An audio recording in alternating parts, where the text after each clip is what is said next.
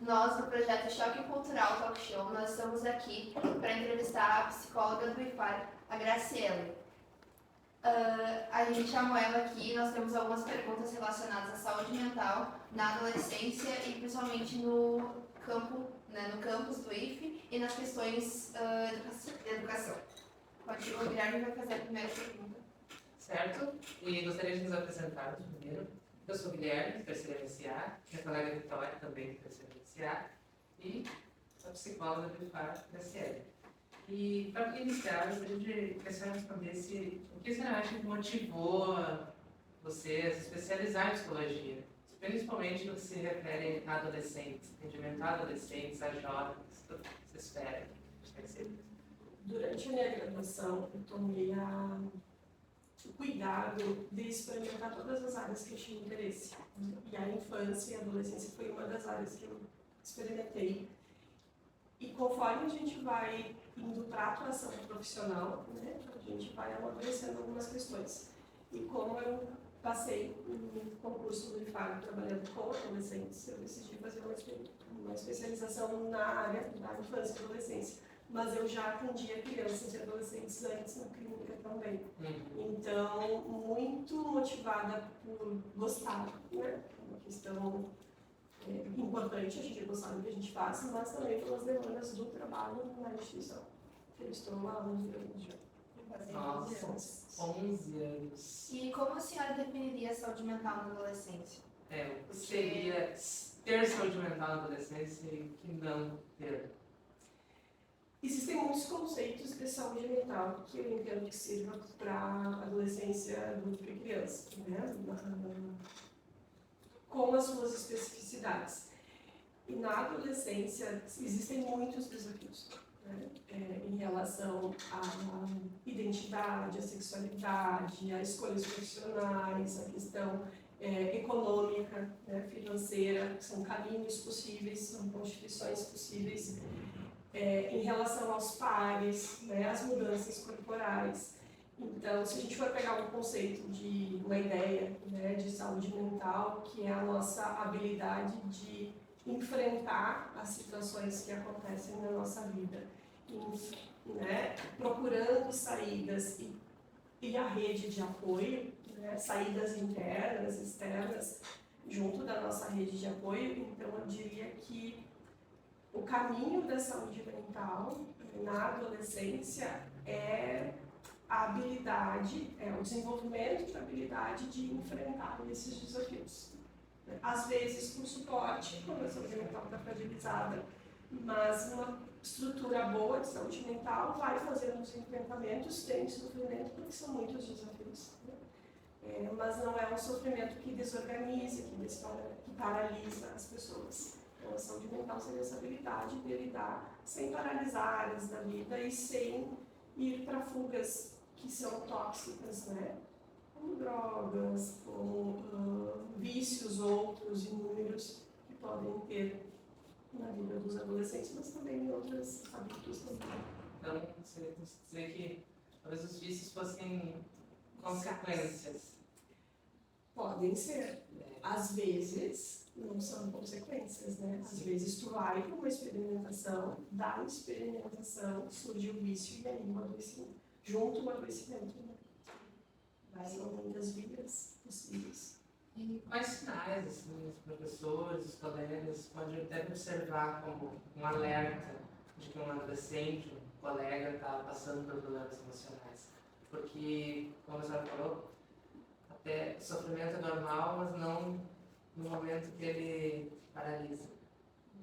Até certo ponto é humano e depois já se torna doentio, patológico.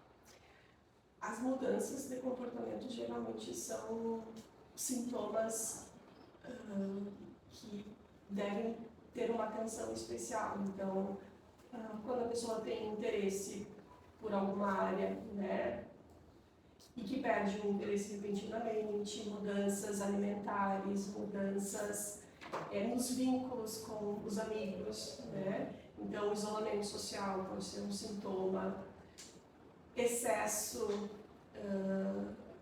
na alimentação, inapetência, né? Excesso de sono quando a pessoa não tinha, falta de sono quando a pessoa tinha um sono regular, tinha um vínculo, né, uma rede de amigos e de repente tem a questão do isolamento. Então, são sinais de mudança, né, associados também a questões comportamentais de humor, né? Por exemplo, alterações de humor repentinas. Claro que na adolescência tem uma alteração de humor também pela questão orgânica, né? Assim, e pelos desafios também, mas são alterações de humor em que a gente não reconhece mais o sujeito que está ali, né? Que fica difícil de identificar os traços. E isso se torna, uma outra coisa que é importante, é a intensidade e a frequência dos sintomas também, né? Porque às vezes alguém teve, por exemplo, término de relacionamento afetivo. Então, é normal que se viva a tristeza, que talvez tenha uma apetência, que talvez a pessoa fique num momento de maior isolamento e mude alguns comportamentos, mas isso é um momento breve, né? Até se reorganizar. Mas quando tem uma persistência dos sintomas, precisa se ligar um sinal de alerta duplo, né?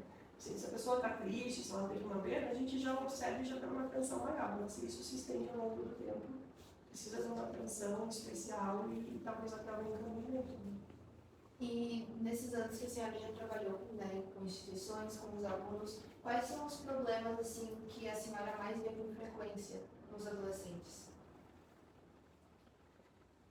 Eu percebo, eu falei um pouquinho dos desafios, né, da adolescência, então é muito difícil da gente ter o desenvolvimento levando esses desafios com tranquilidade, né, porque envolve relações familiares, então a família às vezes tem dificuldade de lidar com a mudança do jovem, o jovem tem dificuldade de lidar com a mudança, que é normal, né?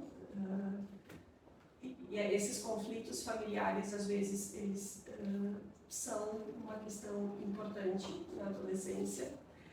As relações entre pares, né? Quando a criança chega num espaço, as outras crianças tendem a brincar, né? Na adolescência é diferente. Quando o adolescente chega num espaço, tem um olhar, geralmente, de análise, de interpretação pelos adultos, por exemplo, né? Os adultos do convívio familiar, quando tu não vê há muito tempo, olham e dizem, nossa, como está diferente. A gente mesmo aqui na escola, às vezes, vê um aluno de um ano para o outro, nas férias, e vê muita diferença. Então, isso, esse olhar, né, esses apontamentos, esse não acolhimento do grupo de pares, porque cresceu, porque aí, né, os pares se encontram por afinidade, então os pares também avaliam se, bom, tu, né, é uma pessoa que pode estar no meu grupo, tem afinidade ou não tem. Então, essa instabilidade da avaliação e do olhar do outro junto com as mudanças corporais, elas também se estabilizam bastante, né, porque aí mexe com a questão da identidade.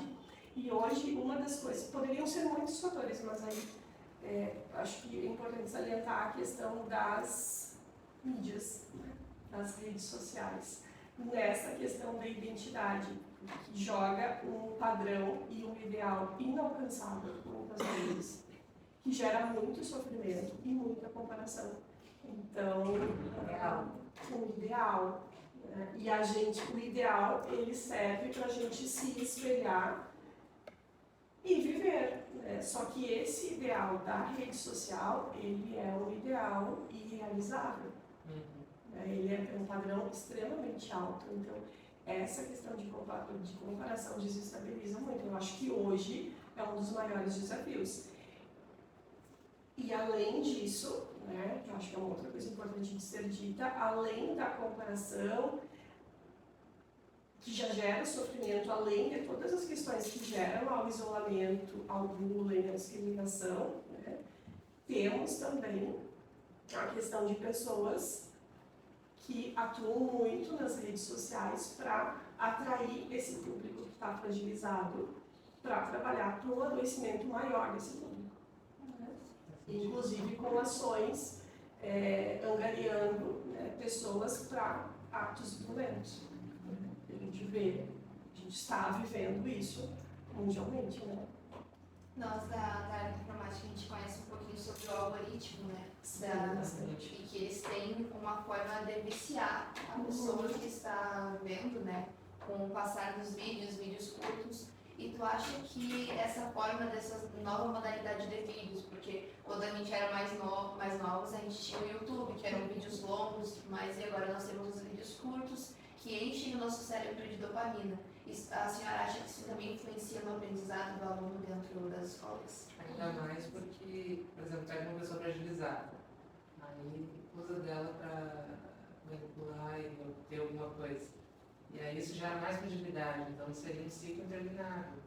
O algoritmo contribui para esse ciclo. Respondendo a tua pergunta, sim, né? Porque assim, se a gente tem os prazeres imediatos, né? E a vida a vida é constituída um planejamento a longo prazo, né? O imediato ele é muito curto e cada vez mais a gente tem muitas ações. Então, vamos pensar isso na infância e na adolescência, que tu não tem ainda a noção do tempo e não tem a maturidade, né? Então, tu tem descargas de dopamina com vídeos curtos, tu tem algo extremamente atrativo e interessante, o teu cérebro, ele fica treinado, de algum modo, né? Ele fica mobilizado por aquilo. E o que a gente consegue dentro de uma sala de aula? A gente não consegue trazer isso, e mesmo que trouxéssemos, né, a vida não é assim, né? Da cortina para fora, aqui não é assim. O que a gente vê é o real, né? O real físico é diferente do real virtual, né? De certo modo é uma outra realidade, tem algumas teorias, né, sobre isso. Então, sim, afeta a aprendizagem porque gera a questão do desinteresse, né? Tem a questão da expectativa em relação à sala de aula. A gente não consegue, por exemplo, ontem eu teve uma atividade no campus e os alunos foi pedido para não usar o celular, eles sabem não usar o celular, né? Sim. Os alunos usaram o celular, os alunos conversaram, eles não conseguiram prestar atenção. E era uma pessoa muito dinâmica falando, né? E o tema era justamente esse, sabe? Falar muito sobre dopamina, uso de telas, né? E, enfim, cada vez mais a expectativa de satisfação rápida tem afetado nós, enquanto sujeitos, porque eu também sou afetada, também, né? Estou vinculada ao celular, né? Às telas, e, consequentemente, a aprendizagem. E as crianças? Terrível, né? E o desenvolvimento também, porque é binário, né? É sim, não, fica ali com o dedinho. Tem relatos de colegas que atendem, né? Que a criança pega o livro e ela não sabe folhear o livro. Né? Então, recebeu a tela tão cedo que ela não consegue fazer esse movimento, porque ela só faz isso aqui. Então, parece muito estranho, gente, mas isso é real, né? Isso é século XXI, isso é agora, e isso é real. Tem crianças que pegam o livro, né, e não conseguem aprender. Eu já vi alguns casos das crianças que não conseguem aprender a comunicação, Sim, dependendo do vídeo ou de alguma coisa que assiste na internet que não estimula a fala, né? E daí acabam não conseguindo aprender a falar no tempo certo, na idade certa, por conta disso já. A fala, ela precisa da nossa interação, né? Ela precisa do desejo também de um adulto, né? Que convoca, porque a gente fala com o bebê, a gente fala com a criança, tem expectativa de que a criança nos olhe, ela responda isso dentro do desenvolvimento esperado, né? E aí, quando tu dá a tela, a criança não tem esse espelho que a gente está se olhando, que ela não vê o gestual para ela imitar. Vocês vão ver que se vocês começarem a fazer movimentos com a língua, o bebê vai imitar. Então, não tem esse espelho para o processo de desenvolvimento e aprendizagem. Então, acaba muitas vezes atrasando, limitando. Claro que eu estou trazendo um recorte muito grosseiro, né? Porque se a gente fosse falar de cada um desses temas, teria muita coisa para falar. Sim. E a senhora acha que tem uma chance de que a tecnologia ela possa ser benéfica tanto na infância quanto na adolescência? Ela tem um efeito contrário, digamos, em vez de piorar questões de saúde, poder auxiliar. Vocês falam tecnologia enquanto telas, nesse momento, tá? Porque deu para pensar várias coisas. Sim, tem estudos, antigos, né, de uso de telas com crianças com necessidades especiais, né, para o desenvolvimento de algumas questões específicas. É um recurso muito importante dentro da educação, desde que usado, direcionado adequadamente. Então, sim, tem benefícios. A supervisão, uma das coisas importantes, né, de se aprender enquanto infância e adolescência é a moderação do uso de qualquer coisa, né? Então, por exemplo, só esse já é um aprendizado que os cuidadores, né, seja família ou não, podem destinar aos filhos, né? O tempo, saber esperar, né, saber escolher uma coisa e não todas as coisas, o que vai assistir, o que não vai assistir. Então, tem muitas coisas aí que podem ser usadas beneficamente. Sim.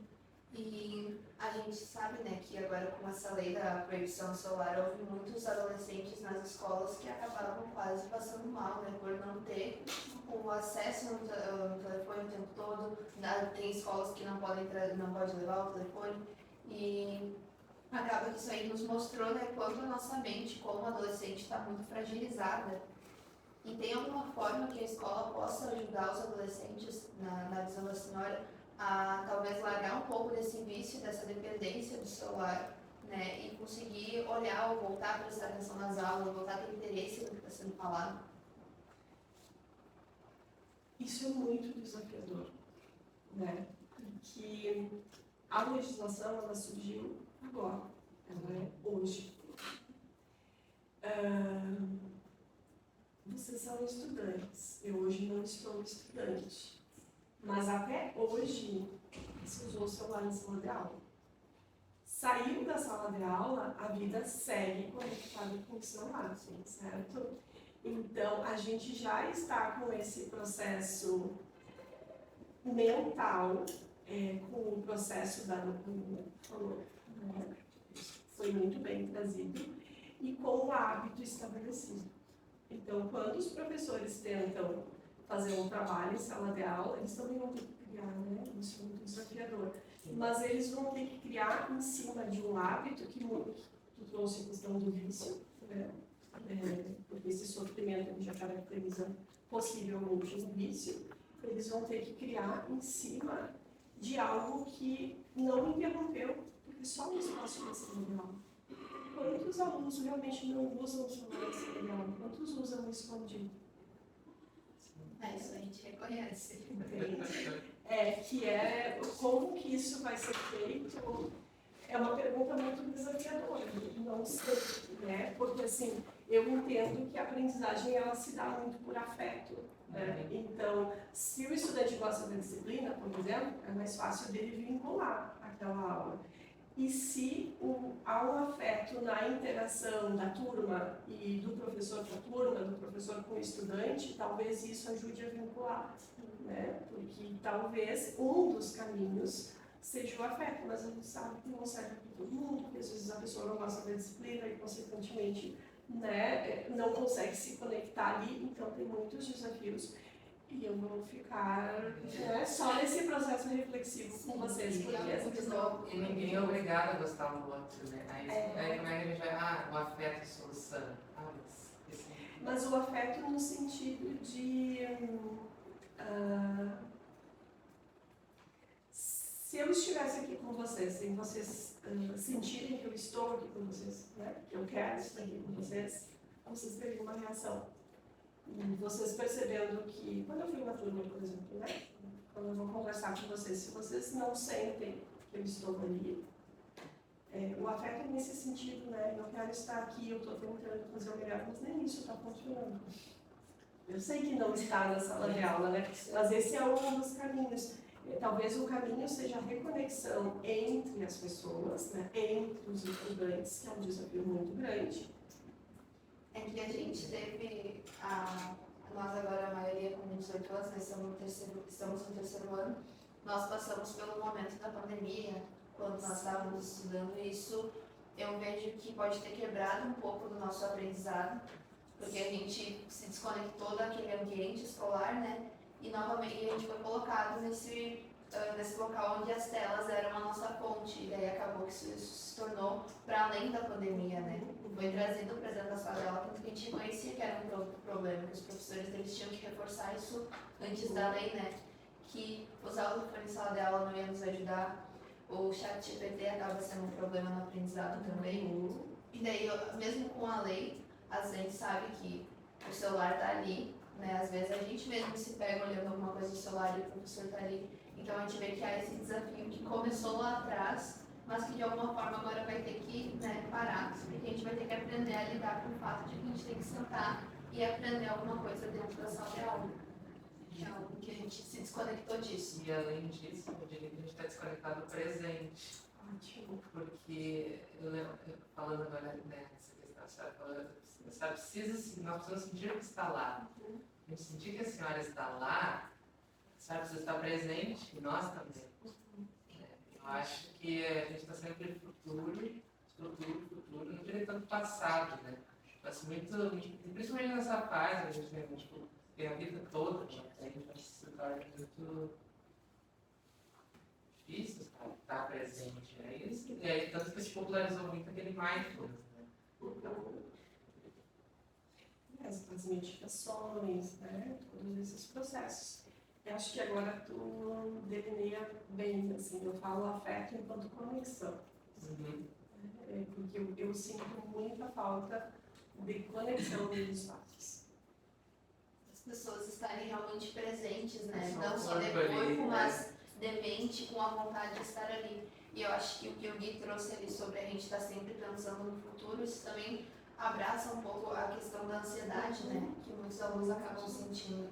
Porque a gente aqui no terceiro ano, a gente sabe como é que é para nós estar com a mente focada só no que vai vir para frente, no nosso futuro, e a gente acaba se desconectando do que está acontecendo agora. E daí a gente sabe que isso acaba prejudicando tanto os alunos como os professores, né? Que tem que receber alunos que estão presentes só de corpo, mas não de mente. E algum conselho, alguma coisa assim que a gente possa, que a senhora possa nos passar e passar para quem vai estar assistindo em relação a como tentar fazer com que a nossa mente volte para o presente em vez de ficar conectado no aquilo que nem aconteceu ainda. Eu acho interessante a gente, em primeiro lugar, tentar ter consciência do que a gente está fazendo nesse momento. Então, nesse momento, eu estou aqui com vocês, pensando sobre saúde mental na adolescência, e eu estou só aqui. Né? A gente esquece, às vezes, de sentir o corpo, por exemplo. Né? É conexão com o presente, assim. Com essa questão da ansiedade que trouxe, a gente está pensando, por exemplo, bom, tu está almoçando e tu tem uma prova a 1h25. Está conseguindo almoçar ou está pensando na prova? Né? Então, assim, é aquele tempo de tu parar e, bom, agora eu vou fazer minha refeição, e aí eu estar ali fazendo a minha refeição. Eu vou tomar meu banho e eu lembro de estar conectada comigo durante o banho. Porque parece também engraçado, né? Mas assim, tem um exercício que às vezes eu já fiz com adultos e com adolescentes. Assim, tu consegue fechar o olho e imaginar teu corpo? E tem gente que entra com angústia porque não consegue. Né? Pode ser sinal de muitas coisas, mas muitas vezes é um sinal de desconexão total consigo mesmo, né? Porque aí a pessoa tem que fazer o contato consigo, com o corpo, e ela se dá em conta da angústia de que ela está tão desconectada que ela não para sentir o corpo, para perceber o corpo. Então, esses exercícios do dia a dia, da gente tentar estar mais presente com as pessoas que a gente está, nos lugares que a gente está, com a gente mesmo, e fazer coisas que a gente gosta, né? Não só a rede social, mas assim, o que tu gosta de ler, o que tu gosta de ouvir, o que tu gosta de cantar, o que tu gosta de dançar, enfim, são todas as coisas que conectam eu comigo e eu com o grupo onde eu estou, porque tem todas essas coisas que a gente faz com o outro, né? E a gente pode pensar também nessa conexão de talvez promover encontros, né? Principalmente na adolescência, assim, eu acho tão importante a promoção de encontros com o outro, encontros que são saudáveis, a construção dessas memórias saudáveis, vocês vão sair daqui, né, enquanto turma. O que vocês têm de memórias que vocês construíram que vocês vão levar para o resto da vida?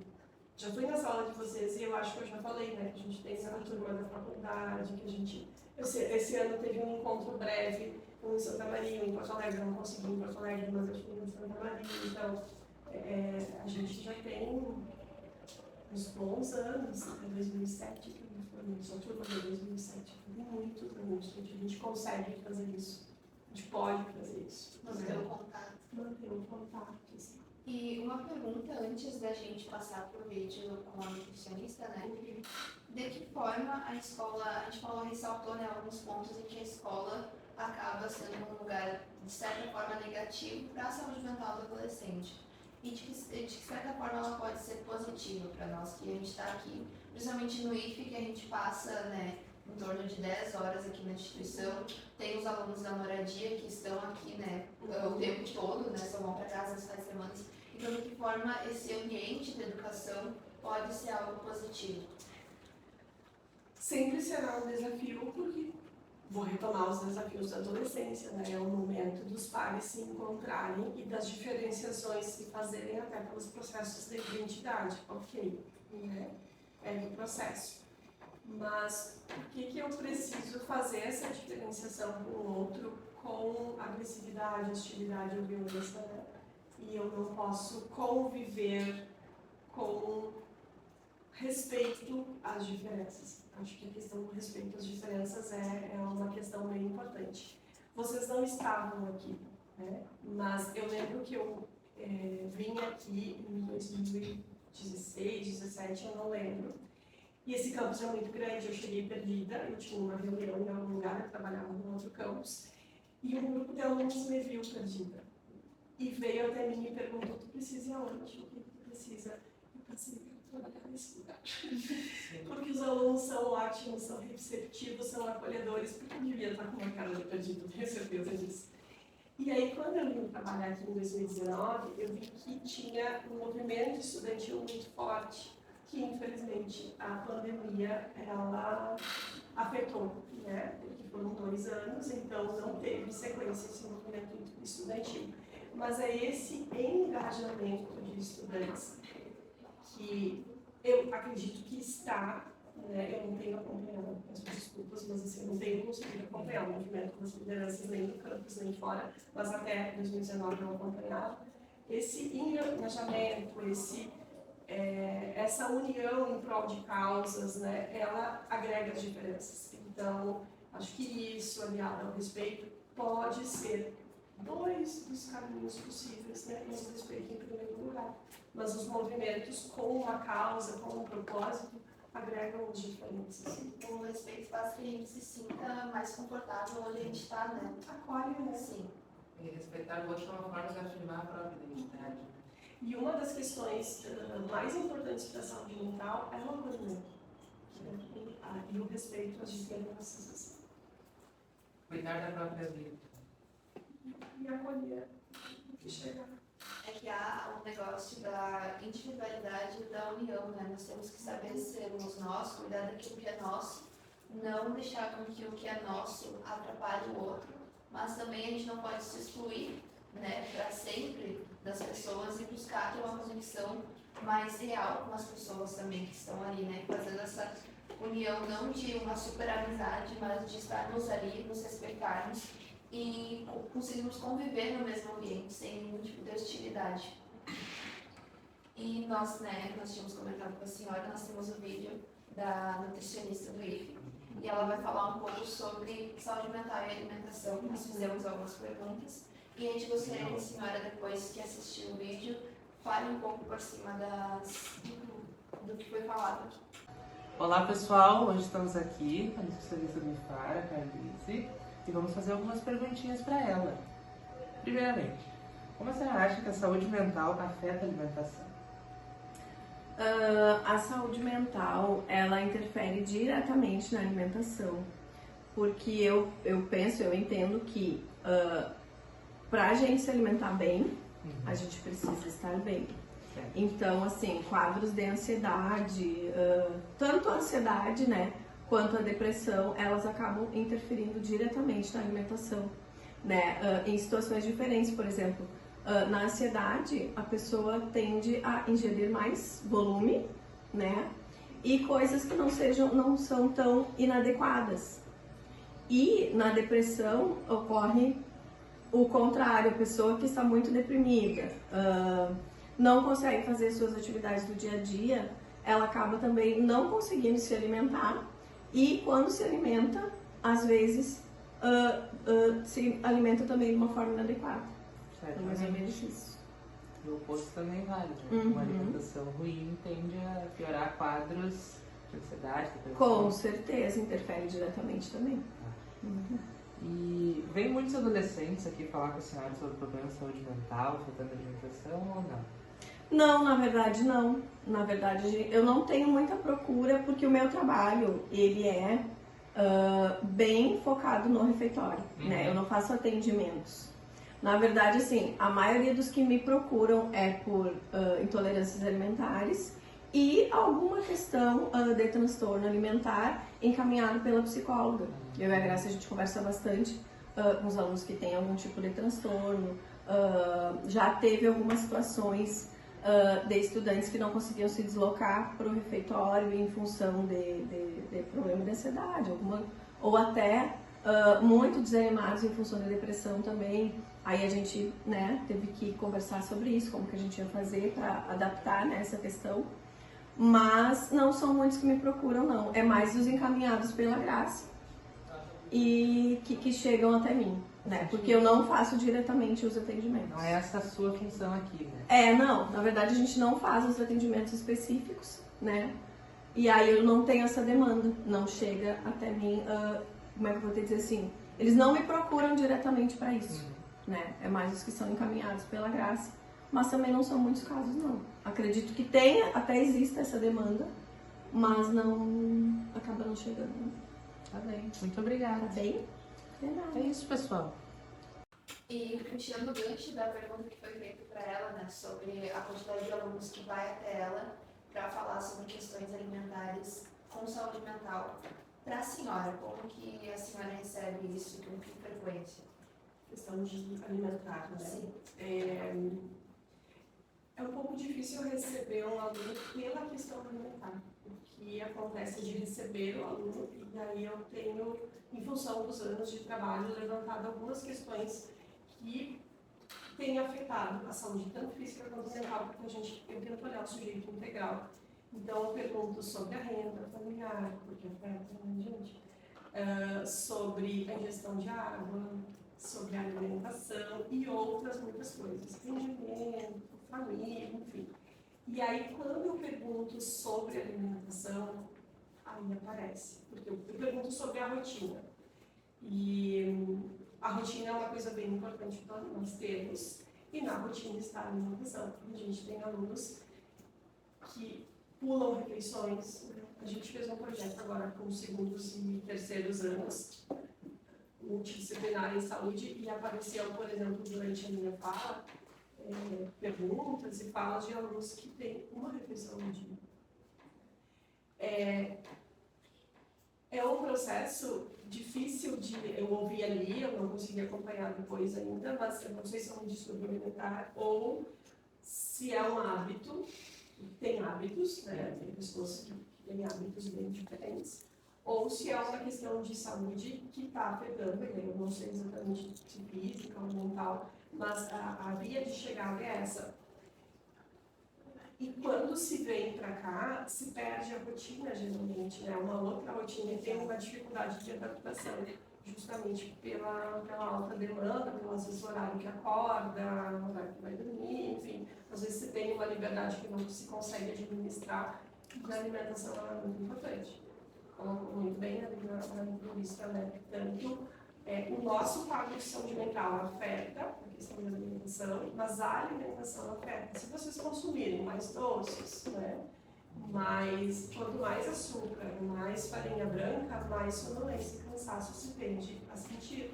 Então, ou gorduras excessivas, o que uma pessoa que todos os dias de segunda a sexta, pelo menos, né? Ao invés de almoçar, vai comer um pastel. O que vai acontecer com como é que vai ser o ânimo, a disposição? Então, quando a gente pensa em sala de aula, por exemplo, né, em prestar atenção, em rendimento, esse é um fator também importante.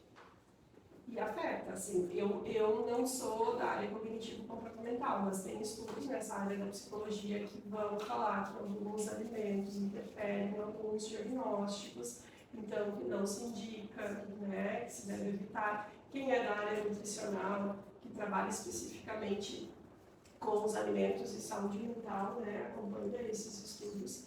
Então, tem muitos dados por aí sobre saúde mental e alimentação, mas a via de chegada mesmo, ela é indireta, assim, né?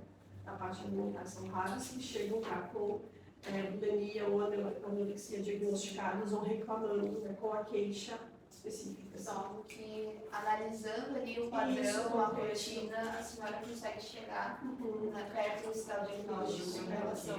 Sim. Assim, nós não nos conhecemos muito bem, então, assim, imagina, quanto mais jovens, mais difícil de identificar. E às vezes as pessoas têm um contexto, mas elas não falam. Então não chega tanto. É difícil às vezes reconhecer, né, que talvez seja o teu problema com ansiedade, a tua depressão, que está fazendo com que você não consiga comer direito, e daí vai se tornando um loop, né? Porque a falta de alimentação também mexe com a saúde mental, que vai mexer com o nosso rendimento escolar. Daí isso vai ficando, vai se tornando uma bolha, uma coisa assim que a gente não sabe controlar, e a gente não sabe como começou, mas tudo tem um motivo, né? E dos quadros que afetam a imagem, então a anorexia e bulimia, às vezes as pessoas escondem, porque elas precisam seguir aquele padrão alimentar para chegar naquela imagem que é inatingível. Sim. Porque é uma imagem, é uma projeção mental, a imagem que elas desejam chegar. Às vezes, em termos de a gente vê uma pessoa, né, com um quadro de anorexia que está com um peso extremamente baixo, que ela já está adoecida, mas ela não se adoecida. Então, é uma questão de imagem bem importante e ela tende, pelo adoecimento, a esconder. Certamente. E agora, essa caminhada do fim, eu gostaria de perguntar para a senhora, para finalizar, se a gente poderia fazer o caminho inverso para curar. O adoecimento, tudo uma reação em cadeia. Né? Então, será que o inverso também mudaria? Por exemplo, a alimentação saudável, melhor na mente, aí se alimenta melhor já de novo, e aí troca um hábito ali, outro aqui, e aí já vai, quanto mais se progride, mais fácil torna progredir. Está certo? Faz sentido. Eu falo, né, eu sou de um grupo de trabalho na psicologia que fala em caminho da cura, não cura. Né? E sim, quando tu para cuidar da tua alimentação, por exemplo, da atividade física, tu está dando uma atenção especial a ti, tu está te revendo, está ressignificando. Então, são processos de atenção, de consciência, de autocuidado que está mobilizando. E algum efeito isso vai ter. Né? Qual é o efeito? Eu não sei. Qual é a condição da pessoa ter uma persistência? Eu não sei. Mas são os pequenos movimentos, né? Os pequenos hábitos, eles podem nos impulsionar, sim, para uma mudança, para uma consciência. Pode ser alimentação, como eu disse, pode ser atividade física. Né? Pode começar uma caminhada de 10 minutos e aquele seu tempo para ti ter reflexões, ter consciência, ter um bem-estar, isso se tornar um hábito? Pode. Eu sempre lembro de um estudante que eu atendi aqui, que ele não dormia, e não conseguia dormir por pouquíssimas horas, e que ele não tinha um suporte familiar. A gente já contei isso para vocês, mas a gente dissemina, né? E eu sugeri para ele atividade física, e ele era muito regulado em algumas coisas. Ele começou a correr todos os dias, em 15 dias ele deu uma devolução, porque ele estava dormindo bem. Sim. E as condições externas, as condições familiares de vida eram as mesmas. Mas ele conseguiu o momento dele e ele conseguiu, inclusive, aturar a questão do sono. Né? E ele seguiu assim, até se formar, estava no terceiro também. Eu tenho alguns anos, tá? Não foi do Unifar. Que a forma como a gente resolve lidar com certos problemas não pode mudar a situação, mas muda como a gente vai receber eles na nossa vida, né? E outras condições. Agora, então, chegando assim perto de finalizar, a gente já está um tempinho aqui. Qual mensagem a senhora deixaria para os adolescentes, tanto da instituição quanto, em geral, outras pessoas que podem estar vendo o nosso talk show? Vocês fizeram uma pergunta antes, que tem uma coisa que eu não comentei, que eu acho que a mensagem está aqui, né, na verdade. Mas, às vezes a gente está com uma crença, né, muito consolidada, né, que nos desqualifica. Então a gente já está com um quadro de desesperança, de sofrimento muito grande, a ponto que a gente está acreditando na nossa incapacidade, na nossa impotência diante da vida, né?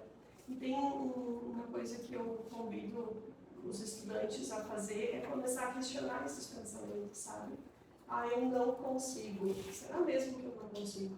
Será mesmo que eu não posso? E olhar um pouquinho para a história de vida, para as coisas que já se conseguiu, né? E claro, é o questionar se isso vai fazer algum movimento. O movimento vai ser o se olhar e lembrar um pouquinho da história da vida para tentar ressignificar esse momento que está muito difícil. E quando a gente não consegue, e muitas vezes a gente não consegue, né, sozinho, buscar ajuda. Se não é a família, porque às vezes na família a gente não consegue, mas tem o pai de um amigo, tem alguém que pode ser a primeira pessoa a nos ajudar. Aqui na escola se usa muito dos professores, né, dos servidores. Eu vejo na sala dos professores, às vezes tem fila para conversar, né? Enfim, muitas vezes, né, em vários espaços. Então a importância de buscar ajuda quando a gente não está bem, a importância da gente tentar criar e manter os nossos hábitos saudáveis, a importância do autocuidado, né? A importância da nossa rede de amigos, a importância das nossas boas relações, do nosso tempo, para a gente não fazer nada. Nada, né? Bom, eu quero ler nesse tempo, ótimo, tá? Né? Descanso. Isso, assim, porque a gente vai organizar uma rotina, mas precisa ter o tempo do nada. E o nada aí a gente coloca o que a gente quiser. Eu posso dormir, eu posso tomar meu café, eu posso tomar meu chá, eu posso caminhar, eu posso tocar. E a senhora comentou ali dos professores, não? Tem algum conselho, alguma mensagem que a senhora gostaria de deixar para os pais e professores e adultos no geral que têm contato com adolescentes? Bom, todos nós, quando eu chego para falar com vocês, eu chego a partir da minha história de vida, né? E vocês não vão enxergar a minha história de vida, vocês vão enxergar o que eu estou apresentando aqui hoje. E eu acho que é importante os pais, os professores e qualquer pessoa que tenha contato com a gente, de entender que, né, ter contato com vocês, assim como humano, a gente humana, entender que a gente tem uma história, né, que essa história pode estar gerando efeitos maravilhosos e a gente está tendo sucesso, está super bem, mas às vezes a gente não está conseguindo dar a resposta esperada, né? A gente está passando por conflitos e não está conseguindo expressar isso. E que, considerando a história, considerando o respeito, considerando a empatia, tudo que a gente espera que façam com a gente, que se olhem para aquele sujeito que está ali, né, para os estudantes, para os filhos, com esse cuidado, tentando fazer um acolhimento, né? E às vezes o acolhimento é dizer, olha, eu percebi que tu mudou tal coisa, eu percebi que tu, né, tá diferente aqui, tá diferente ali, o que está acontecendo? Eu posso te ajudar? Porque às vezes na angústia, né, os pais em especial, eles tendem a dizer, eu vi que tu tá assim, tu tem que olhar para frente, tu tem que olhar para o futuro, tu tem que decidir o que tu vai fazer, tu tem que sentar e estudar. Mas é justamente às vezes isso que está o problema, né? Está preocupado demais, não está conseguindo estudar, ou está estudando demais, não está conseguindo descansar. Então, a escuta, tentar entender o que está acontecendo e olhar para a história da pessoa quando é possível, e respeitar se a pessoa não consegue dizer, porque vocês não têm a obrigação de dizer a história de vocês para os professores. Mas vocês também podem dizer para os professores, olha, eu não estou num momento legal, né? Então talvez eu precise de um suporte maior, eu não estou conseguindo prestar atenção. Esse feedback também do aluno em relação ao professor. E em relação à família é muito importante, porque os pais não conseguem adivinhar o que vocês estão pensando, o que vocês estão sentindo. Eles também sofrem, né? E sofrem muito mais. E aí, em angústia de tentar resolver, e eles não sabem como, eles vão dar uma orientação. E isso, né, uma pessoa não fala e a outra tenta orientar, isso gera muitos conflitos. em sala de aula também, né? Porque aí ninguém se entende. A falha de comunicação na sociedade, ela é um problema bem sério. É sério. Nas famílias, né, na escola. No geral, né? E é por isso que nós estamos nos comunicando hoje. É isso. É isso aí. E, portanto, muito obrigada, Andressa. Eu que agradeço o convite. Espero que eu tenha conseguido, então, Com certeza. a pensar. Né? Foi ótimo, a gente tem certeza, eu gostei da conversa, tenho certeza que eu gostou e as pessoas que vão estar assistindo também. Então, a gente agradece a senhora ter aceitado o nosso convite. Obrigada. Acabou. Ok. Ok. Acho que a gente tirar uma foto, acho que todo mundo